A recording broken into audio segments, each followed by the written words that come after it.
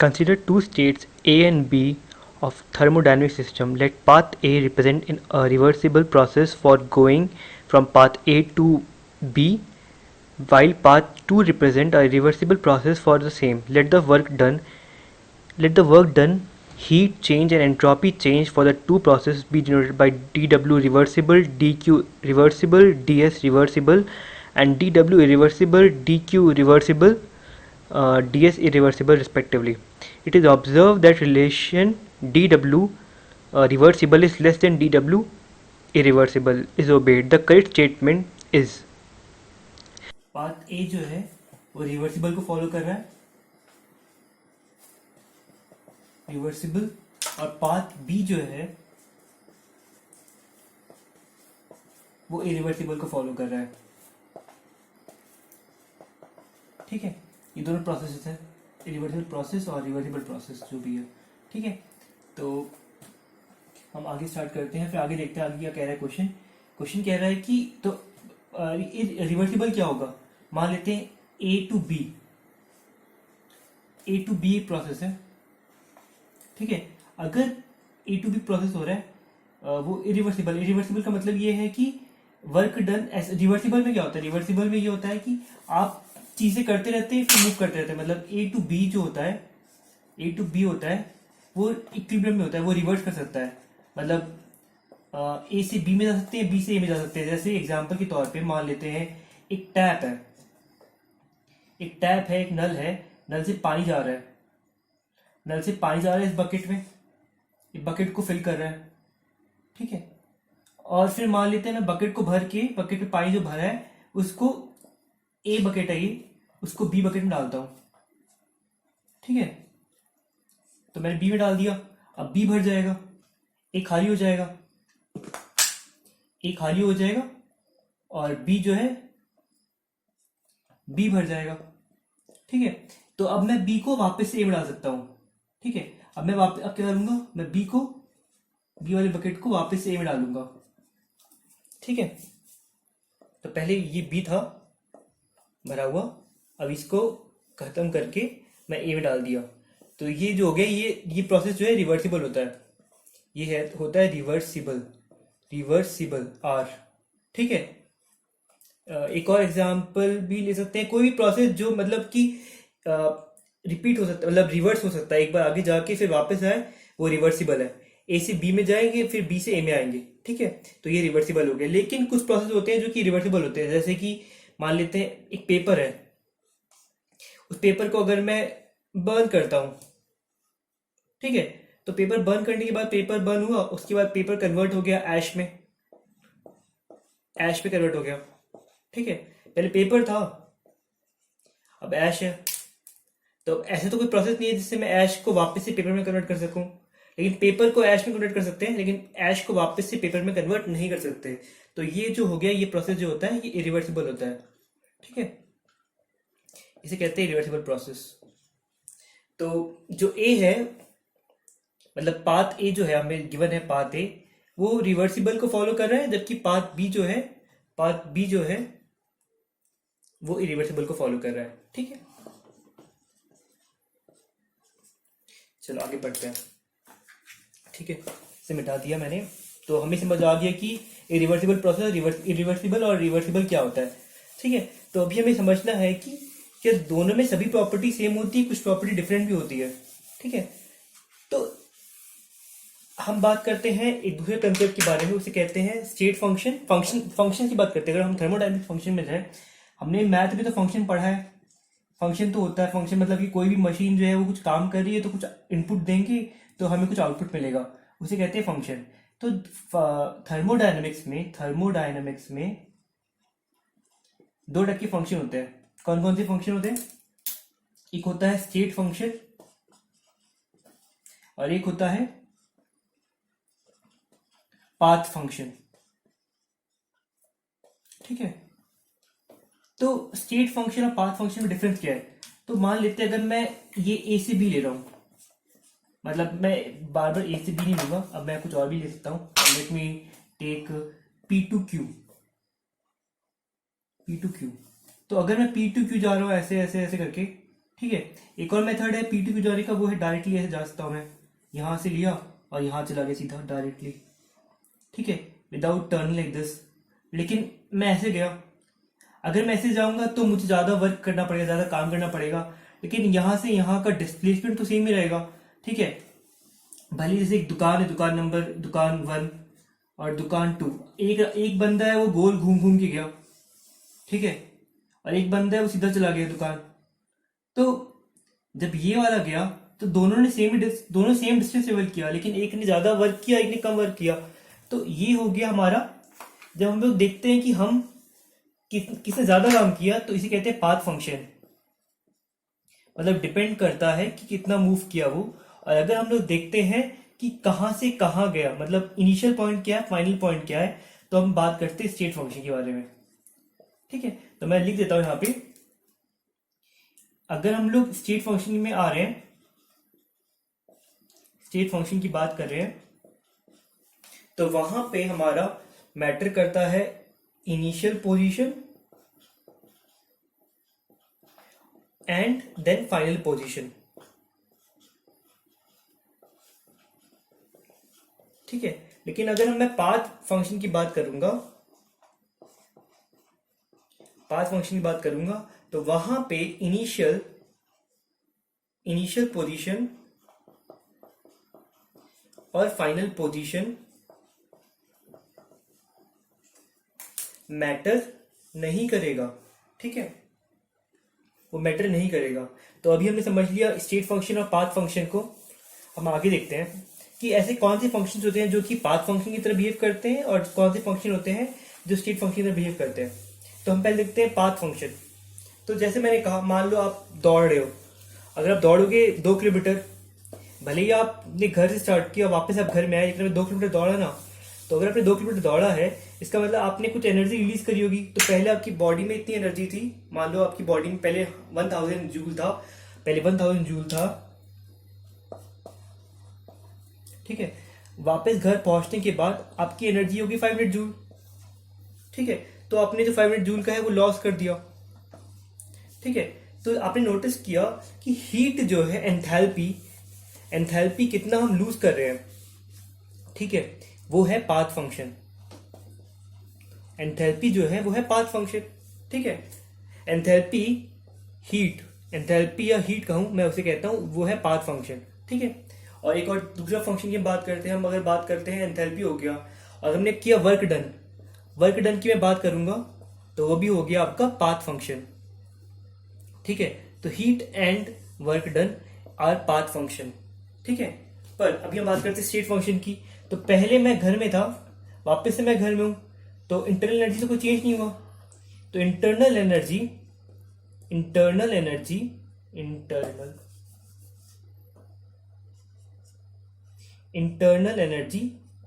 Is state function,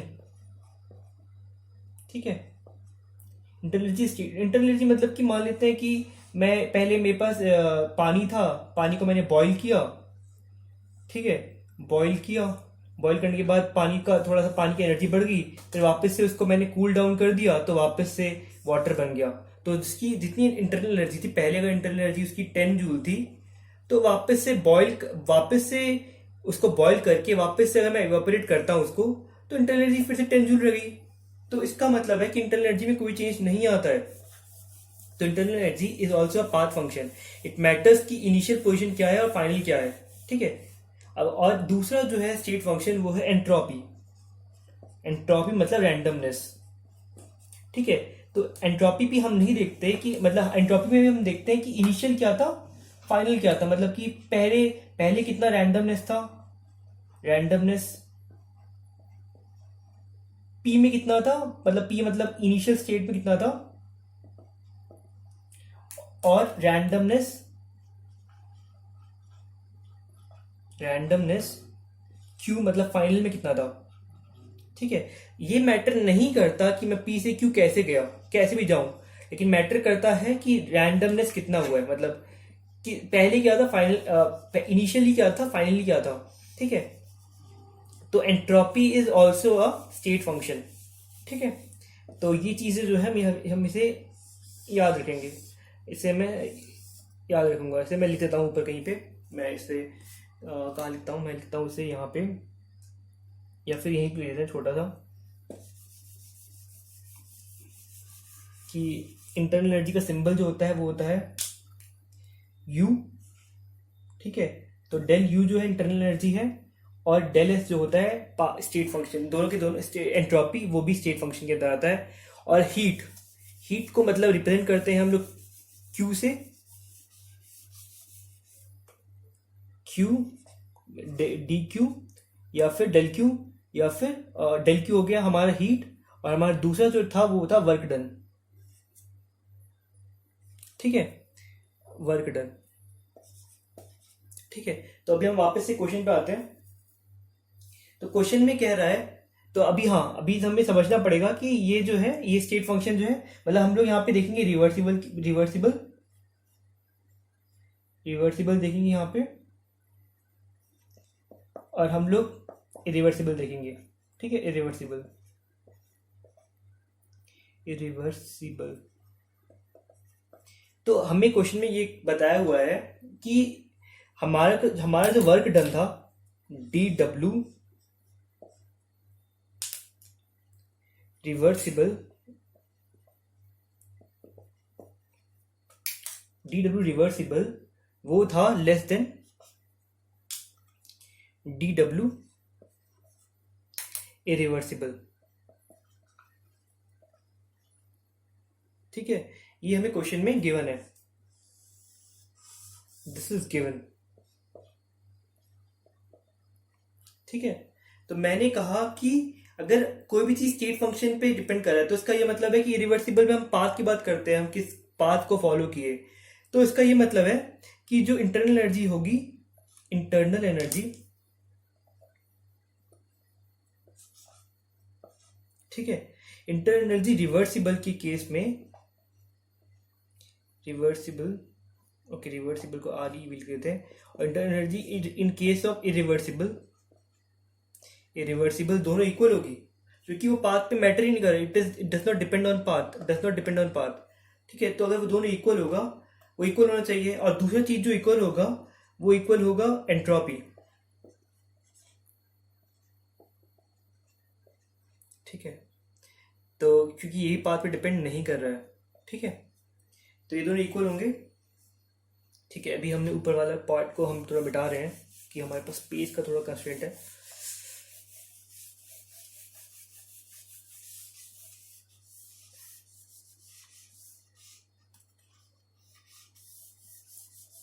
ठीक है, तो मुझे पता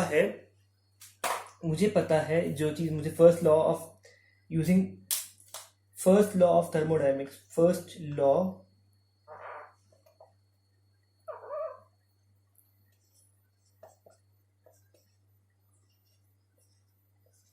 ऑफ थर्मोडायनेमिक्स, ये मुझे पता है कि del U is equal to D Q, या फिर इसे लिख देते हैं इस तरीके से, D U is equal to D Q plus D W. ठीक है, तो डी, अगर मैं कह रहा हूं कि डी यू, ओके, मुझे क्या गिवन है, मुझे गिवन है कि D U reversible is equal to D U irreversible. तो इसका ये मतलब है कि D Q reversible plus D W reversible will be equal to D U irreversible plus D W irreversible. ठीक है, ये हुआ बस, इसी ये सबसे इंपॉर्टेंट पॉइंट हो गया। इससे मेरा पूरा आंसर मुझे मिल जाएगा। ठीक है, अब मुझे ये गिवन है कि मैं इसको सॉल्व कर सकता हूँ फटाफट, मतलब it won't take much time, या फिर मैं वो स्किप कर दिखाना स्किप कर दूंगा सॉल्यूशन, आप खुद भी ट्राई कर सकते हैं। ठीक है, डी क्यू, हाँ, तो ये गिवन है कि D W reversible is equal to, sorry, D W reversible is less than D W irreversible. ठीक है, अगर डी डब्ल्यू रिवर्सिबल छोटा होगा डी डब्ल्यू इरिवर्सिबल से, तो इसका ये मतलब है कि जो डी यू रिवर्सिबल है वो it should be greater than D W irreversible. क्यों ऐसा? क्यों? क्योंकि हमारा डी यू शुड बी, दोनों का डी यू सेम होना चाहिए, दोनों का डी यू सेम होना चाहिए। तो अगर ये चीज बढ़ जाएगी तो ये चीज कम हो जाएगी, अगर ये चीज बढ़ जाएगी तो ये चीज कम हो जाएगी ना, तभी तो दोनों इक्वल आएंगे, अदरवाइज ये कैसे इक्वल आएंगे? ठीक है, तो ये चीज हमको, ये भी हमको मिल गया, तो ये हमको मिल गया है और हमको पता है ये चीज। तो अभी हम देखते हैं ऑप्शंस क्या क्या है हमारे। ठीक है, तो मैं इसको जस्ट रब कर रहा हूँ, मैं ऐसे लिख देता हूँ यहाँ पे मैं क्या लिखा है। तो मेरे पास जो चीज जो आ गया है वो इसका एक ये आया है कि DS irreversible is equal to DS reversible. तो मेरे पास पहला ऑप्शन है, ये मुझे पता है क्योंकि ये स्टेट फंक्शन है, this is a state function. ठीक है, ये मैंने पहले ही बताया था कि स्टेट फंक्शन है। तो पहला ऑप्शन, ओके, हम आते फर्स्ट ऑप्शन पे। तो फर्स्ट ऑप्शन है वो है DS irreversible is equal two is greater than DS reversible. ठीक है, तो अभी मैंने प्रूफ करके दिखाया आपको, ये बोला कि ये इट इज गलत हो जा रहा है, ये मतलब ये दिस इज रॉन्ग। तो ये काम नहीं, ये रॉन्ग हो जाएगा, first option is wrong option. हम आते सेकंड ऑप्शन में। तो सेकंड ऑप्शन कहता है हमको D Q reversible is less than D Q irreversible. ठीक है, तो ये भी हमने प्रूफ किया ऊपर, मतलब इस वाले से कि ये गलत है, ये गलत है। ठीक है, ये हमने प्रूफ किया डी क्यू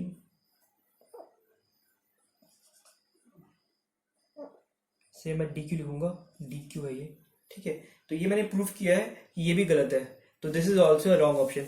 तो हम आते हैं फोर्थ ऑप्शन में, हम फिर थर्ड सी में आएंगे वापस से, लेकिन पहले डी में जाते हैं। डी कहता है डी डब्ल्यू